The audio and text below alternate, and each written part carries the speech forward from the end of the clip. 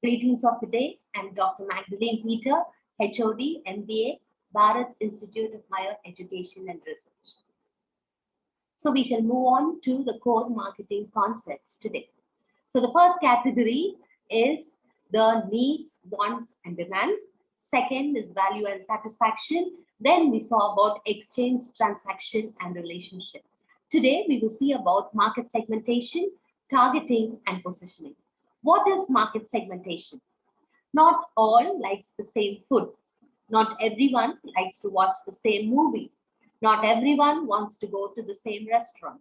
Everyone has got different taste, different preference, and different buying ability or purchasing power.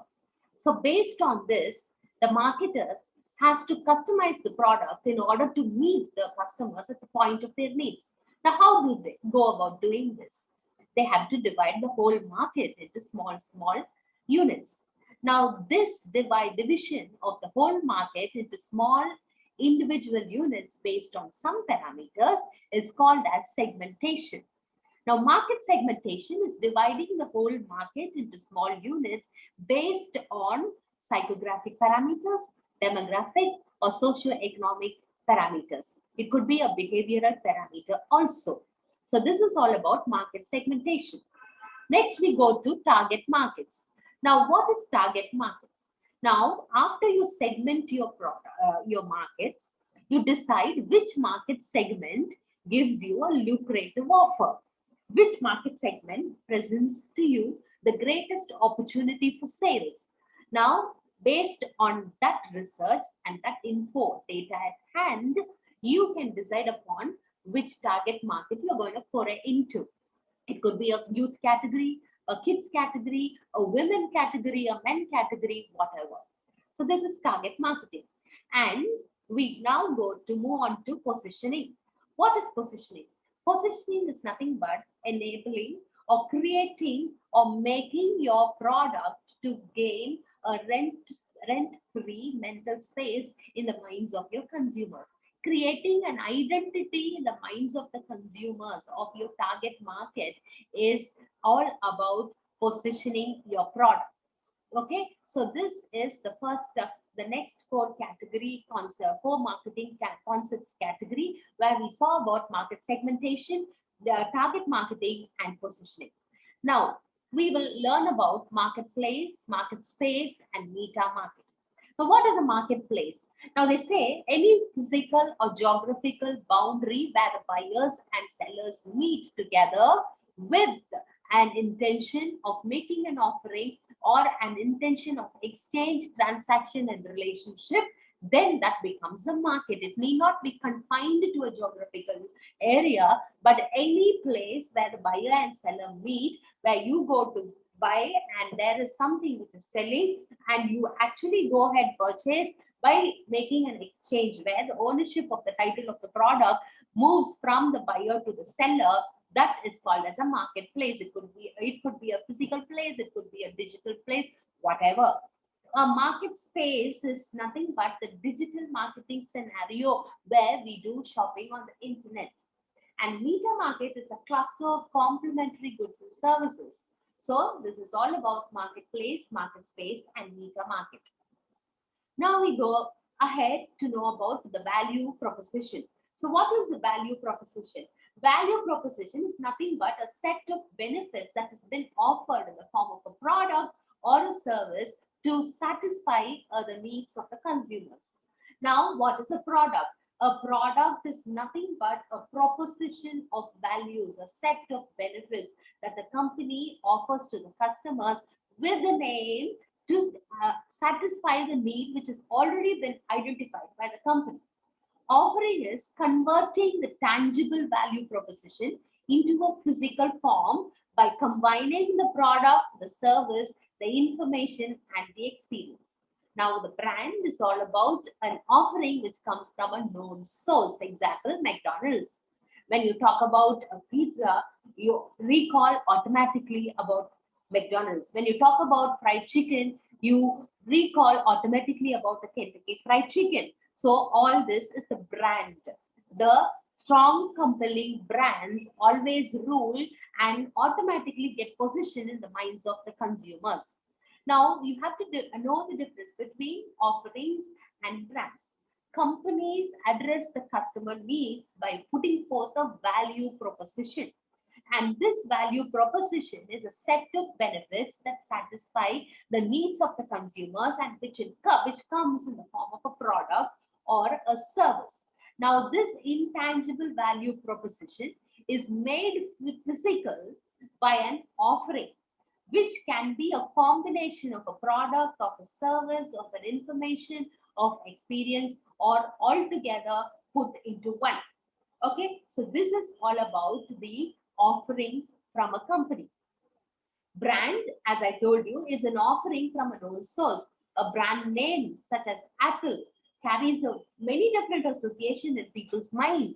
It could relate to creativity, innovation, easy to use, fun, cool, iPad. All these things comes to your mind when I say one word, Apple.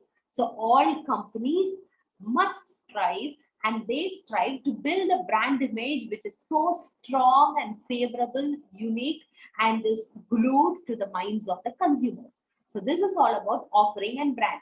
Offerings are the value proposition given by a company which takes a physical form. It could be a combination of product, service, information, experience, etc. A brand is an offering which comes from a known source.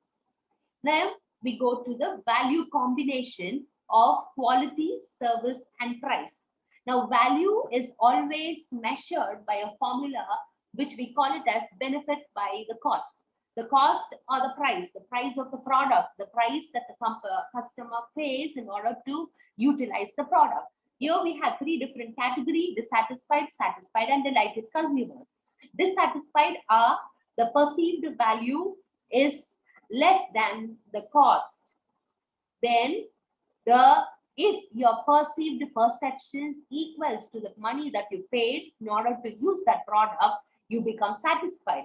Then delighted is when your perceptions exceed the value that you got from the using the product exceeds the perception, then you become a delighted consumer. Then we have the marketing channels. Now, what do you mean by marketing channel? The marketers use three different ways of channels to connect to the market: the communication channel, the distribution channel, and the service channel. The communication channel is used to deliver and also to receive message from the target market. So you can use the TV, the magazines, the internet, the newspaper. All these things can be used as a mode to communicate the information about your product and also to identify the needs of the market. The marketing research team will work on your behalf and give you the pulse of the market, so that with this data you start on the premise of this data to create a product which caters to the customer needs. So this is communication channel. Then we have the distribution channel. The distribution channel is nothing but to display the product, to make the end consumer, to reach your product to the end consumer. You use the distribution channel. It could be a direct distribution where you do your direct marketing, you do through the internet, telephone, your own blogs, your own websites, and so on. Or you use the indirect intermediaries in the flow, in the marketing channel. It could be a distributor, a retailer, a wholesaler, whoever it could be, intermediaries that you use to take product from your end to the customer end. Then we have the service channel. This service channel helps us to carry out transactions with the potential buyers, where after the production of the product has to be stored till such a time where the demand is very high. So you store it in a warehouse. The warehouse supplier gives you the services of a warehouse, where the customers also given the finance options, where financial support to buy the product, where this is where finance plays a very crucial role in converting the want into your demand. A want is converted into a demand when a want is been backed up by purchasing power. Now, if I have a want but I don't have the purchasing power, the financial companies come to my rescue, give me the necessary finance that I need, therefore enabling me to go ahead and convert my want into a demand. So this is a service channel. So marketing channels can be broadly classified into three categories. One is the communication channel, which delivers and also helps you to receive message from the target market.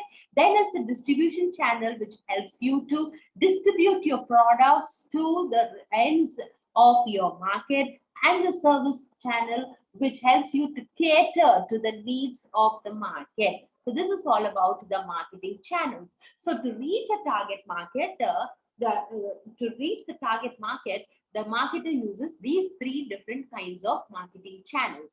Okay, so this is what is given here in an elaborate slide. Then we talk about the distribution channels also. So marketers must clearly face the challenge by designing what type and choosing the best mix of communication, distribution, and service channel for their offerings in order to sustain themselves in the market. Then we go to the paid, owned, and earned media. Now, this rise of digital media gives marketers a array of new ways to interact with consumers. The traditional ways are not the only one which has been dependent on. Today, we have many. The rise of the digital media has opened up umpteen plethora of opportunities of ways to interact with consumers. Now, three things are being identified. One is the paid media, the other is owned media, and the third is the earned media, EARNED. So what do you mean by paid media? You pay for an advertisement to be played in the TV. You pay for an advertisement to be displayed in the magazine. So all these are paid media. Okay, the marketer, in order for his advertisement to come in the newspaper or in the magazine or to be telecasted in the TV, has to pay a fee, advertising fee. That is called as paid media. What is owned media? Owned media are communication channels which are actually being owned by the company itself. It could be a brochure that the company has created. It could be the website of the company. It could be a Facebook page of the company. It could be a Twitter account of the company. It could be a blog that the company owns. Okay, so all these are owned media. Then we have the earned media.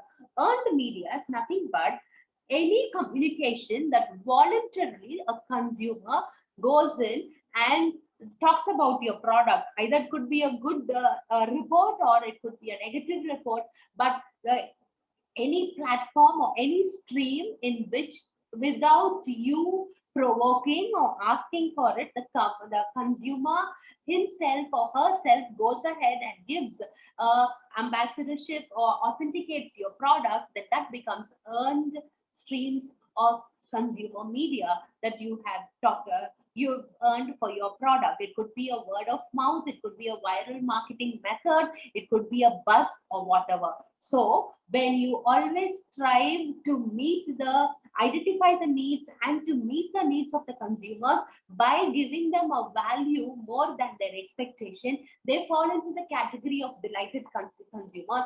And these delighted consumers are the people who will be the base for your earned media, who will become automatic ambassadors of your product and go ahead and talk good things about your product and make it viral. So this is all about the media. Then we go on to impressions and engagement. Marketers think of three screens which reach more to the consumers. One is the TV, the internet, and the mobile. Now, what is an impression? Impression is anything that occurs when consumers view a particular communication coming from your company. It is used as a yardstick to track the effectiveness of the communication mix that you have employed in order to promote your product.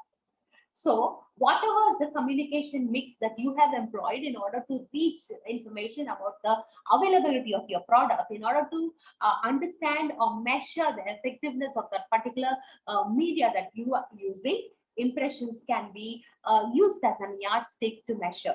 So impressions are nothing but the kind of attention grabbing and creation of interest in the minds of the consumers through a communication about your product that goes from your company. Now, engagement. Once this impression has been created, the next graduation of this impression is engagement. Engagement is the extent of a customer's attention and active involvement with a communication that has been coming or that he has made known. Okay, so this engagement is nothing but after seeing the advertisement, I go ahead and I press a like, or I give a comment, or I share it in my Facebook page. So all these are engagements, or I go ahead and make the purchase. So all these are called engagements. So some of the examples I told you, likes, Twitter tweets, comments on a blog, sharing of the video, or any other content is engagement. The maximum, it could be the actual purchase of the product. Now, this engagement can extend to a personal experience that actually augments or transforms a product, firm's products or services. So impressions and engagements are very, very important. Then we'll go to supply chain. So what is the supply chain? The channels that connect the marketer to the target buyers. So from the place of production to the place of consumption, this whole gamut of activity is called as a supply chain management. So it stretches from the procurement of raw material, the work in progress where you convert the raw material into a finished product, and this finished product is carried to the market and it is ensured that it is reached to the end consumer. This is the supply chain. So we'll just have a look at the supply chain for coffee. First, the Ethiopian farmers grow and harvest coffee beans. Farmers sell the beans to fair trade cooperatives. Coffee is then washed, dried, and packaged for shipment. Then, through intermediaries, it has been transported to the real markets. And then, coffee is sold either directly or through retailers. There you have a cup of coffee. Now, before that cup of coffee gets into your lips and it has been enjoyed by you, this is what is the process which is followed. So this is the supply chain. This hampering of the supply chain at any one point of time in the process will hamper the reach of the product at the right time, at the right place, to the right customer. Therefore, the marketer has to be very, very careful in ensuring that the supply chain management is in place. Then we come to study about the marketing environment. Marketing environment can be broadly divided into two categories. One is the task environment and the other is the broad environment. Task environment is all about internal and broad environment is all about the external. Task environment consists of the suppliers, the distributors, the dealers, the customers. These are the actors who are engaged in the actual production or manufacturing of a particular good or a service. So the task environment is always mindful of producing, distributing, and promoting. Producing, that they take care of the suppliers, the raw materials are procured, then the organization of the land, labor, capital is happening, and then the product is produced.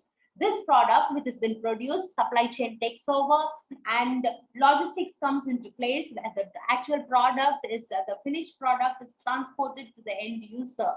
And then it doesn't stop there. Communication about the available product has to reach the customer so that promotion is a tool with which the sales is increased. So producing, distributing, and promoting comes under the category of marketing environment, task environment. This next category, the second category, is the broad environment, which is the external environment, where it includes the demographics, the economic environment, the socio-cultural environment, the natural environment, the technological, the political, and legal environment. So we can call it as the PESTLE. PESTLE. Now, I'll just give you a simple Pinterest address about what happened to Pinterest in captivating this marketing environment to their benefit. Now, Pinterest is one of the fast growing social media sites, and it has surpassed around 10 million users. And it has just doubled 4 months later. Now, Pinterest is a visual bookmarking tool that lets the users to collect and share images of projects or products on digital scrapbooks or pinboards. Especially popular with women planning weddings, saving recipes, designing kitchen upgrades. Pinterest has driven more traffic to websites, they say, in a month than your Twitter, Google, LinkedIn, YouTube combined together. That is the underlying point. Part of its appeal is because of this unique customizable grid of images. If you have a Pinterest app, you can see it has a grid of images. And the sweet spot is, they say, that users are often in a shopping mindset. And one study has showed that almost 70% of online purchasers were found to be allured or taken up by advertisement via their Pinterest and went ahead to buy the product, when compared to just 40% for Facebook. So this is the kind of attraction of properly engaging ourselves in the marketing environment, of taking control of both the task environment and the broad environment. Then we go ahead to find out what is a customer market. Companies selling mass consumer goods and services spend a great deal of time establishing a strong brand image by developing a superior product. Okay, so the broad customer market is nothing but any goods or services that has been sold to, marketed to a broad category of customers. Business markets are business buyers, which consists of business buyers who buy a good to resell it, or in order to business markets demonstrate how a particular product can achieve higher revenue and lower costs. Then we have the global market. Now, global market, companies in the global marketplace must decide which country to enter, how to adapt your product and service to the feature that is there in that particular country that you're entering to, and how to price your products, how to design communication for different cultures. So this is what is global market, which includes your export, where the marketing is not confined to the local boundaries of your nation. It extends, goes beyond the boundary of your nation. Then we have the non-profit or government markets, companies selling to non-profit organizations, or usually these non-profit organizations are with limited purchasing power, such as temples and churches, and government organizations must price carefully. Most government organizations usually call for a bid and they favor the lowest bid. Now, to summarize, marketplace, as I told you, is a physical, it could be a digital store or a shop. Market space is digital purely when you go on shopping on the internet. And meter market is a cluster of complementary products which are closely related in the minds of the consumers, but spread across different industries. So today we saw about the concepts of marketing, starting from marketing segmentation, market target markets, positioning, to the different types of markets. Thank you.